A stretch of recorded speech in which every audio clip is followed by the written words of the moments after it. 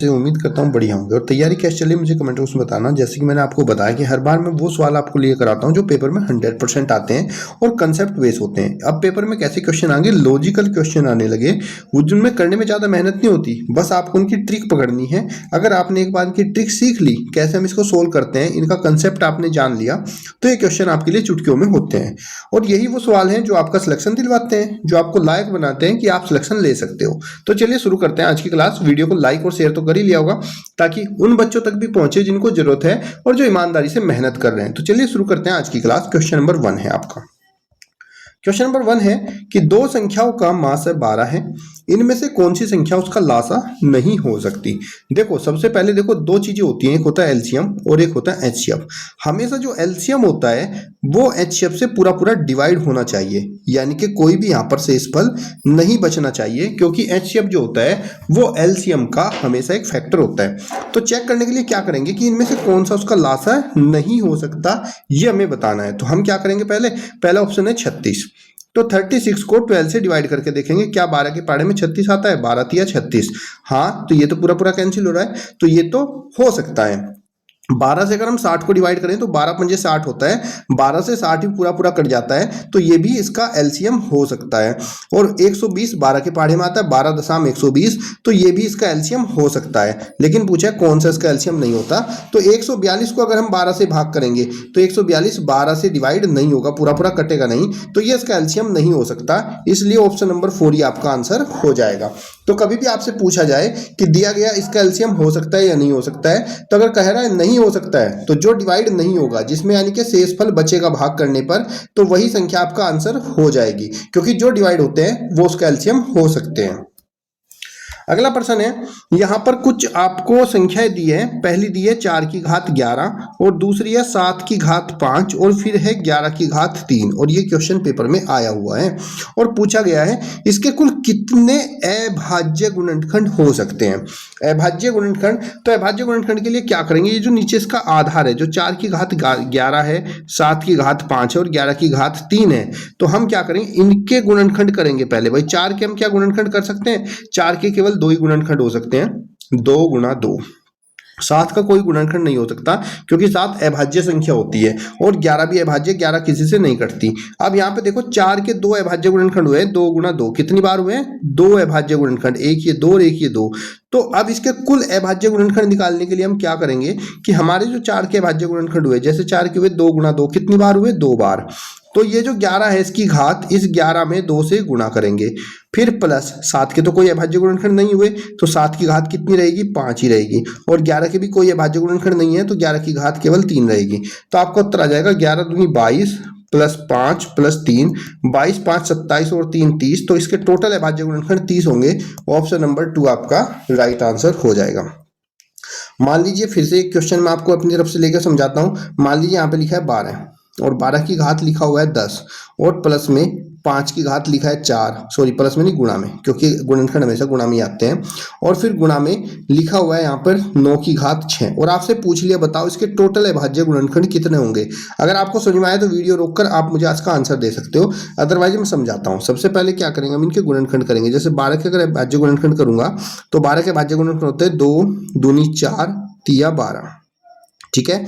5 के अभाज्य गुणनखंड हो नहीं सकते क्योंकि 5 पहले से अभाज्य है। 9 के अभाज्य गुणनखंड करेंगे तो 9 के हो जाएंगे 3 गुणा 3। अब हमें देखना है इसके टोटल अभाज्य गुणनखंड कितने बनेंगे। तो यहाँ पर देखो 12 के कितने गुणनखंड हुए, 1 2 3, तो 12 के टोटल गुणनखंड कितने आए, 3। तो 3 की गुणा करेंगे, इसके ऊपर जो घात है कितनी है, 10, 3 गुणा 10, फिर प्लस में 5 की घात कितनी है, 4, क्योंकि 5 के कोई अभाज्य गुणनखंड हो नहीं सकते, 5 अपने आप में एक अभाज्य संख्या होती है, तो प्लस में 4 करेंगे, फिर गुणा 9 के हमने जब अभाज्य गुणनखंड लिए, 9 के 2 अभाज्य गुणनखंड हुए, एक तो 3 और ये भी 3, तो यानी कि 9 के 2 बार अभाज्य गुणनखंड हुए, और इसकी घात कितनी है, 6, तो 2 गुणा हम करेंगे 6। तो फाइनली हमारे जो टोटल यहाँ पर अभाज्य गुणनखंड होंगे वो हो जाएंगे 10 तिया 30 प्लस में 4 और 6 दूनी 12, तो ये हो जाएंगे 30 4 34 और 34 और 12 आपका हो जाएगा 4 2 6, 3 और 1 4, 46। तो टोटल इसके अभाज्य गुणनखंड होंगे 46। समझ में आया। तो जब भी आपको ऐसे अभाज्य गुणनखंड पूछे जाए तो पहले जिसकी ये घातें हैं इनको देखेंगे, इनके गुणनखंड हो सकते हैं या नहीं हो सकते हैं। अगर इसके गुणनखंड, जितने भी गुणनखंड होते हैं उसकी ही गुणा हमें इसकी घात में करनी होती है। अभाज्य गुणनखंड नहीं हो रहे तो जो घात है उसी को हम रख के प्लस कर लेंगे। क्लियर बच्चे। अगला प्रश्न देखिए, यहां पर कहा है 2 की घात 3, 3 गुणा 5 की घात 2 गुणा 7, और यहां पर भी आपको ऐसी अभाज्य गुणनखंड दिए हैं और यहां भी पूछा इनका लासा क्या होगा, बताओ इनका एलसीएम क्या होगा। तो बच्चे देखो, जब हम एलसीएम की बात करते हैं तो एलसीएम में सबसे बड़ी घातें लेनी होती हैं।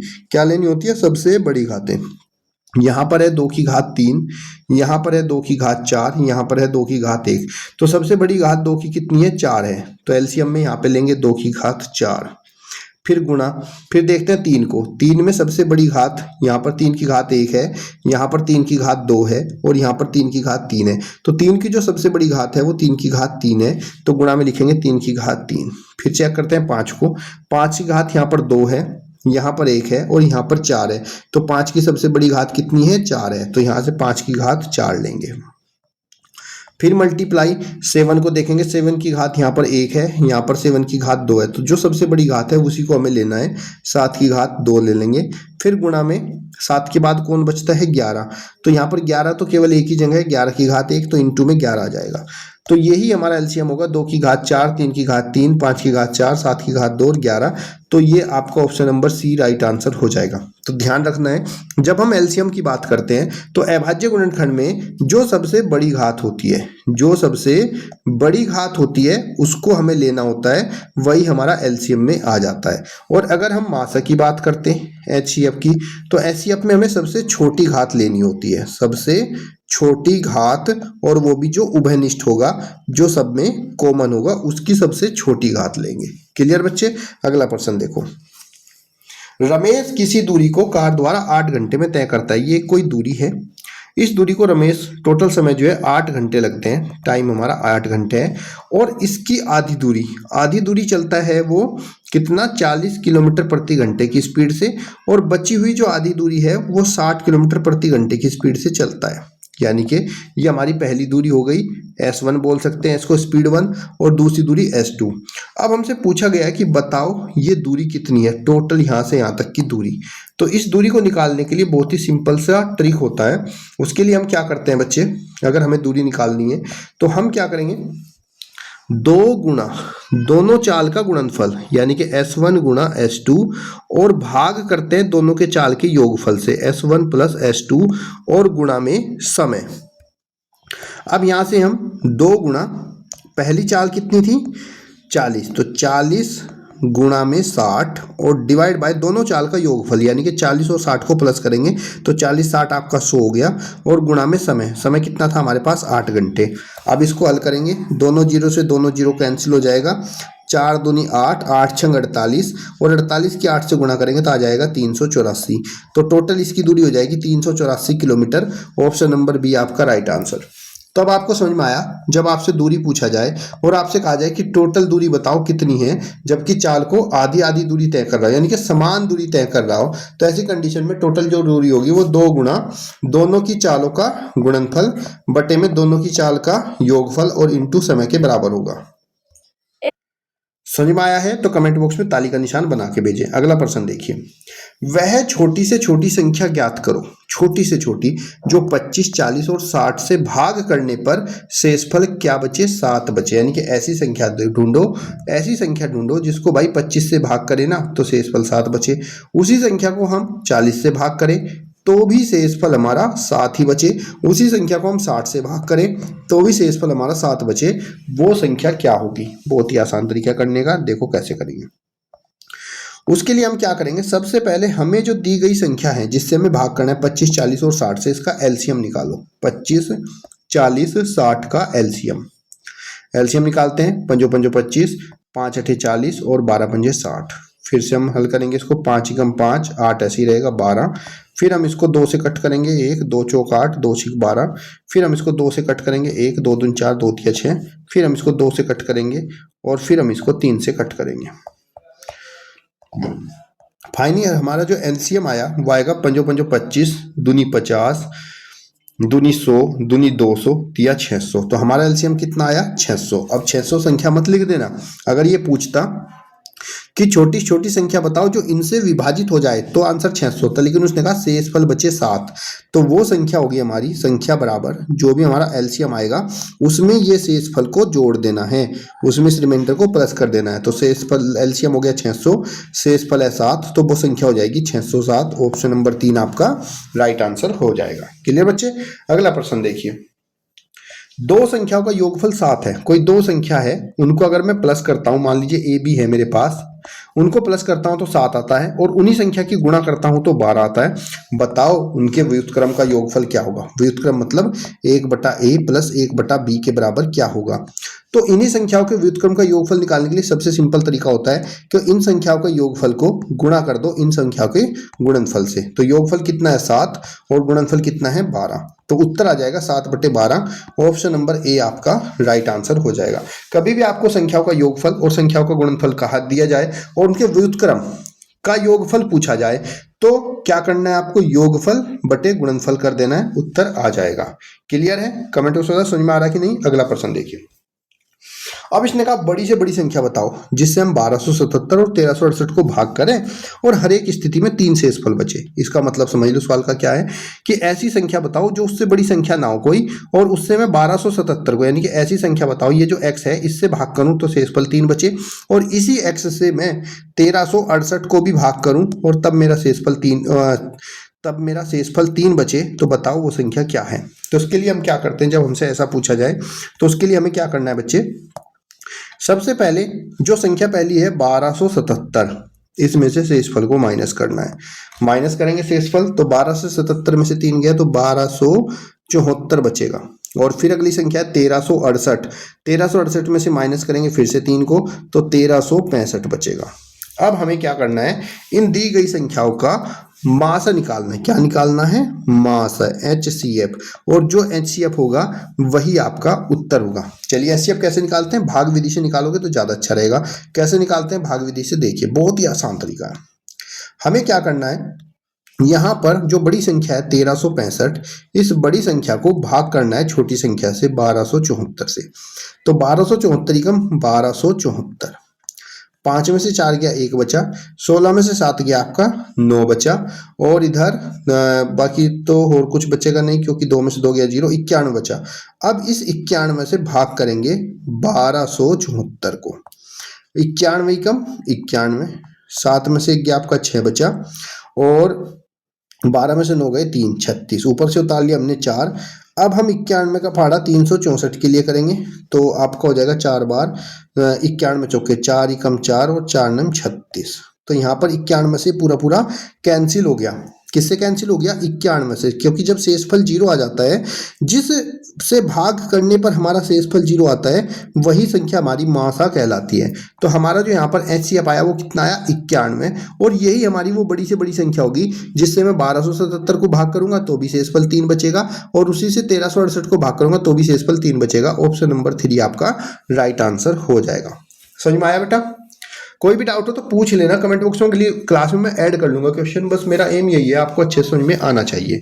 अगला प्रश्न देखिए। एक आयताकार बाग जिसकी लंबाई चौड़ाई से 4 मीटर अधिक है और अर्ध परिमाप है 36, तो बाग की लंबाई वाली भुजा बताओ। देखो ये एक आयताकार पार्क है, शर्त यह है कि लंबाई वाली भुजा चौड़ाई से 4 मीटर अधिक है, तो चौड़ाई को मान लो x और लंबाई हो जाएगी x + 4। उसने कहा इसका अर्ध परिमाप तो जानते हो ना, परिमाप का आधा, परिमाप का आधा उसको हम अर्ध परिमाप बोलते हैं। तो परिमाप क्या होता है? इसका परिमाप होता है 2 गुणा लंबाई प्लस चौड़ाई। लेकिन अगर बात करें हम अर्ध परिमाप की, तो जब 2 गुणा लंबाई प्लस चौड़ाई इसका परिमाप होता है तो अर्ध परिमाप हो जाएगा लंबाई प्लस चौड़ाई। क्या हो जाएगा? केवल लंबाई प्लस चौड़ाई। और ये जो अर्ध परिमाप है ये 36 के बराबर दिया हुआ है। अब देखो प्रश्न के अनुसार लंबाई प्लस चौड़ाई बराबर अर्ध परिमाप होता है, तो लंबाई हो गई x + 4 और चौड़ाई हो गई x, और इनका जो इनको जोड़ेंगे ये जो अर्ध परिमाप है किसके बराबर होगा? 36 के बराबर हो जाएगा। तो x और x कितना हो गया? 2x बराबर 36। ये जो प्लस का 4 है इधर आके माइनस का 4 हो जाएगा। 2x बराबर 36 में से 4 गए आपका बचेगा 32। तो x बराबर हो जाएगा 32/2, 2 से 32 कटेगा 16 बार, तो x बराबर हो जाएगा हमारा 16 मीटर। हमसे पूछा गया है लंबाई वाली भुजा, तो लंबाई वाली भुजा तो भाई x+4 था, और तो लंबाई वाली भुजा हो जाएगी हमारी x बराबर 16 आया तो लंबाई बराबर x+4 यानी कि 16 + 4 बराबर 20। तो हमारी जो लंबाई है वो 20 मीटर हो जाएगी। ऑप्शन नंबर ए आपका राइट आंसर हो जाए। क्लियर बच्चे? कमेंट बॉक्स में बताओ मुझे कैसा लगा। अगले बचा हुआ ये वाला सवाल और ये वाला सवाल आप लोग मुझे कमेंट बॉक्स में बता सकते हो। अगर आपको ये हल करना आ गया, समझ में आ गया, नहीं आया तो मैं समझा देता हूँ, देख लो। इसमें कहा आयताकार मैदान का परिमाप है 480, इसकी लंबाई और चौड़ाई का अनुपात है 5 और 3। तो लंबाई को हम मान लेंगे 5 है ना, तो लंबाई को मान लेंगे 5x और चौड़ाई को मान लेंगे हम 3x। जो भी अनुपात होता है बस उसके साथ में x लगा देते हैं, वही आपकी लंबाई और चौड़ाई बन जाती है। हमसे कहा गया परिमाप 480 है, तो आपको पता है ना बच्चे 2 गुणा लंबाई प्लस चौड़ाई बराबर होता है परिमाप। तो 2 गुणा लंबाई है 5x, चौड़ाई है 3x और परिमाप है हमारा 480। हल करेंगे 5 3 8, 5x और 3x कितने होंगे 8x और 8 दूनी 16, तो 16x बराबर हो जाएगा 480। तो x बराबर हो जाएगा हमारा 480 बटे में 16, 16 तिया 48, 0 x बराबर हो जाएगा 30 मीटर। तो लंबाई कितनी हो जाएगी, लंबाई थी 5x, तो लंबाई हो जाएगी 5 गुणा 30 और 30 पंजे होता है 150, तो 150 मीटर। चौड़ाई है 3x, तो 3 गुणा 30 और 30 तिया कितना हो गया 90, तो चौड़ाई हो जाएगी 90 मीटर। अब पूछा गया क्षेत्रफल बताओ। क्षेत्रफल बराबर होता है लंबाई गुणा चौड़ाई, तो लंबाई हो गई 150 मीटर, चौड़ाई हो गई 90, 15 दिन में 135 और बचे हुए 2 जीरो इसके पीछे लग जाएंगे, तो इसका क्षेत्रफल हो जाएगा 13,500 वर्ग मीटर। ऑप्शन नंबर बी आपका राइट आंसर। अगला प्रश्न है 80 मीटर व्यास वाले एक वर्त है, इसका व्यास है 80 मीटर और इसके अंदर एक अधिकतम क्षेत्रफल वाला वर्ग बना हुआ है। आपको बताना इस वर्ग का क्षेत्रफल क्या होगा। देखो जब कभी किसी वर्त के अंदर कोई वर्ग बनता है और ऐसी कंडीशन में इसका जो ये व्यास होता है, डायमीटर बोलते हैं ना व्यास को, ये जो व्यास है 80 मीटर यही इसके विकर्ण के बराबर भी होता है, डायगोनल के। तो अगर हमें इसका वर्ग निकालना है, अंदर के वर्ग का क्षेत्रफल निकालना है, तो इसका जो एरिया होता है वो इसके व्यास के वर्ग का आधा होता है। तो व्यास कितना दे रखा है 80, तो आप लिखोगे 80 × 80 डिवाइड बाय 2, 80 कितना हो गया 6400 डिवाइड बाय 2 बराबर 3200, तो इसका क्षेत्रफल हो जाएगा 3200 वर्ग मीटर। ऑप्शन नंबर ए आपका राइट आंसर हो जाएगा। अब मुझे कमेंट बॉक्स में बताओ आज की क्लास आपको कैसी लगी। वीडियो को लाइक और शेयर कर लेना। बहुत ही मोस्ट इंपोर्टेंट सवाल है जो आपके पेपर में 100% आएंगे और आपको 100% सफलता दिलवाएंगे। तब तक के लिए धन्यवाद। जय हिंद, जय भारत।